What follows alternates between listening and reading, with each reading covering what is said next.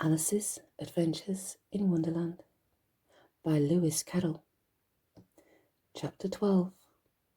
Alice's Evidence. "Here!" cried Alice, quite forgetting in the flurry of the moment how large she had grown in the last few minutes. She jumped up in such a hurry that she tipped over the jury box with the edge of her skirt, upsetting all the jurymen onto the heads of the crowd below, and there they lay, sprawling about, reminding her very much of a globe of goldfish she had accidentally upset the week before.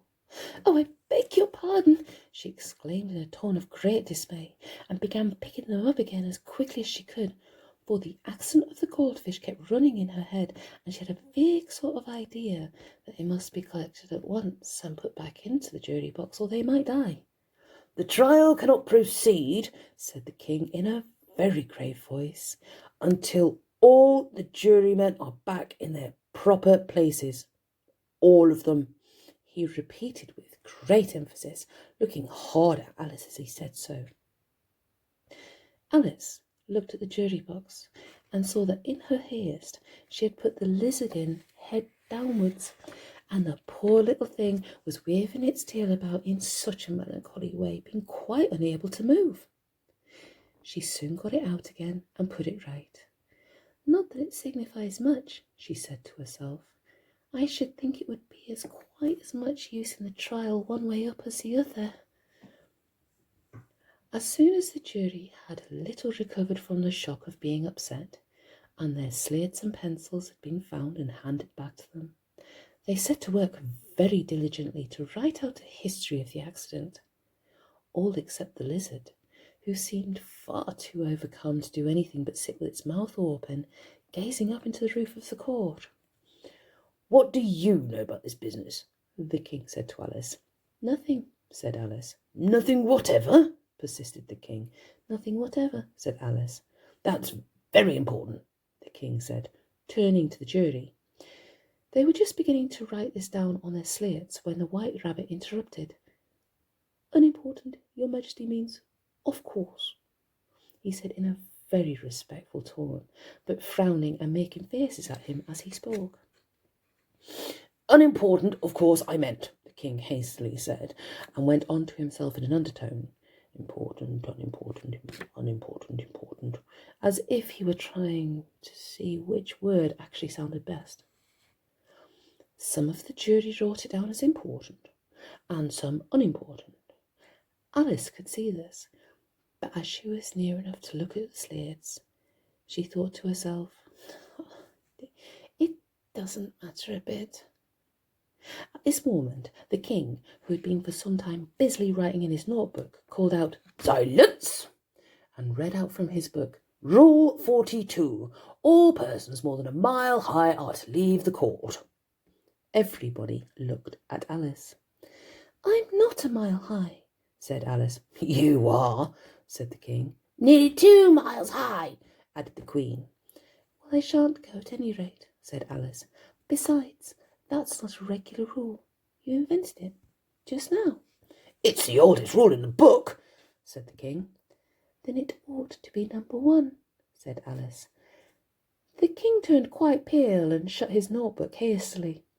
"Consider your verdict," he said to the jury in a low, trembling voice. "There's more evidence to come yet, please, your majesty," said the White Rabbit, jumping up in a great hurry. "This paper has just been picked up." "What's in it?" said the queen. "I haven't opened it yet," said the White Rabbit, "but it seems to be a letter written by the prisoner to somebody." "Must have been that," said the king, "unless it was written to nobody, which isn't usual, you know." "Who's it directed to?" said one of the jurymen. "Why, it isn't directed at all," said the White Rabbit. "In fact, there's nothing written on the outside." He unfolded the paper as he spoke and added, "It isn't a letter after all, it's a set of verses." "Are they in the prisoner's handwriting?" asked another one of the jurymen. "No, they're not," said the White Rabbit, "and that's the queerest thing about it." The jury all looked quite puzzled. "He must have imitated somebody else's hand," said the king. The jury all brightened up again. Please, your majesty, said the knave. I didn't write it, and they can't prove that I did, and there's no name signed at the end. If you didn't sign it, said the king, that only makes the matter worse. You must have meant some mischief, or else you'd have signed your name like an honest man. There was a general clapping of hands at this. It was the first really clever thing the king had said that day. That proves his guilt, of course, said the queen. So off with! It doesn't prove anything of the sort, said Alice. Why, you don't even know what they're about. Read them, said the king. The White Rabbit put on his spectacles. Where shall I begin, please, your majesty? He asked.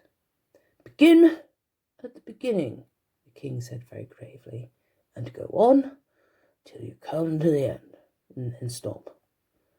There was a dead silence in the court whilst the White Rabbit read out these verses. They told me you had been to her and mentioned me to him. She gave me a good character, but said I could not swim. He sent them word I had not gone. We know this to be true. If she could push the matter on, what would become of you? I gave her one, they gave him two, you gave us three or more. They all returned from him to you, though they were mine before. If I or she should chance to be involved in this affair, he trusts you to set them free exactly as we were. My notion was that you had been, before she had this fit, an obstacle that came between him and ourselves and it. Don't let him know she liked them best, for this must ever be a secret kept from all the rest, between yourself and me. That's the most important piece of evidence we've heard yet, said the king, rubbing his hands. So now let the jury... If any one of them can explain it, said Alice. She had grown so large in the last few minutes that she wasn't a bit afraid of interrupting him. I'll give him 6pence. I don't believe there's an atom of meaning in it.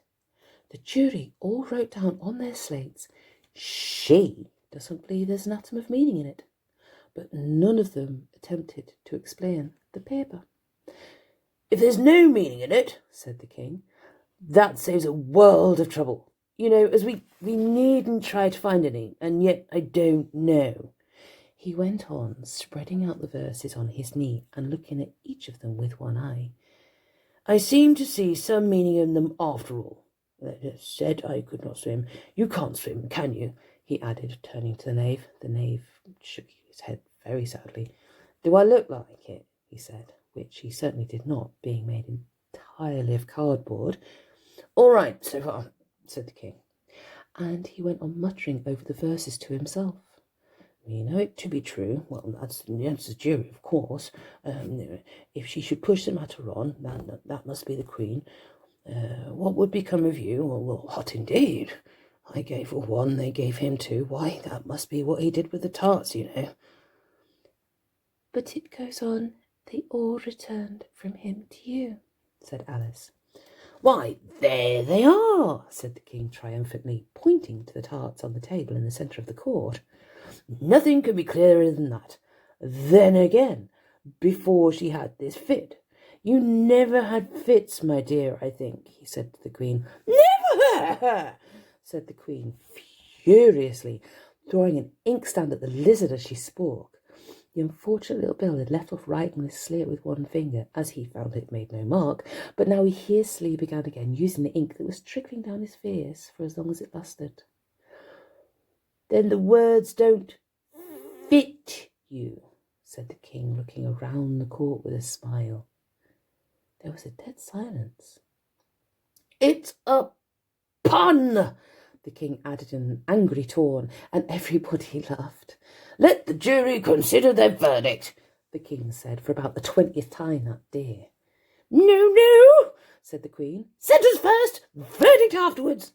Oh, stuff and nonsense, said Alice loudly. The idea of having your sentence first. tongue, said the Queen, turning quite purple. I won't, said Alice. Off with her head, the Queen shouted at the top of her voice. Nobody moved. Who cares for you, said Alice. She had grown to a full size by this time. You're nothing but a pack of cards. At this, the whole pack rose up into the air and came flying down upon her. She gave a little scream, half of fright, half of anger, and then tried to beat them off. And suddenly she found herself lying on the bank with her head in the lap of her sister, who was gently brushing away some dead leaves that had fluttered down from the trees upon her fears. Wake up, Alice dear, said her sister. Why, what a long sleep you've had. Oh, I've had such a curious dream, said Alice, and she told her sister, as well as she could remember them, all these strange adventures of hers that you have just been listening to. And when she had finished, her sister kissed her and said, It was a curious dream, dear, certainly, but now run into your tea. It's getting quite late. So Alice got up and ran off, thinking while she ran, as well she might, what a wonderful dream it had been. But her sister sat still, just as she left her, leaning her head on her hand, watching the setting sun, and thinking of little Alice and all of her wonderful adventures, till she too began dreaming after a fashion. And this was her dream. First, she dreamed about little Alice herself.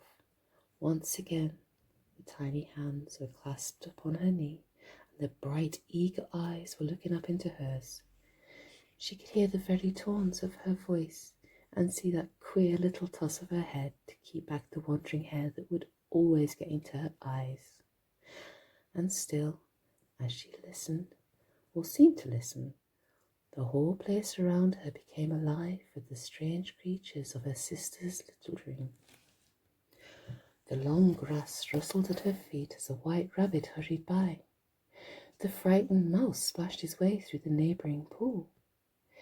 She could hear the rattle of the teacups as the March Hare and his friends shared their never-ending meal, and the shrill voice of the Queen ordering off her unfortunate guest to execution.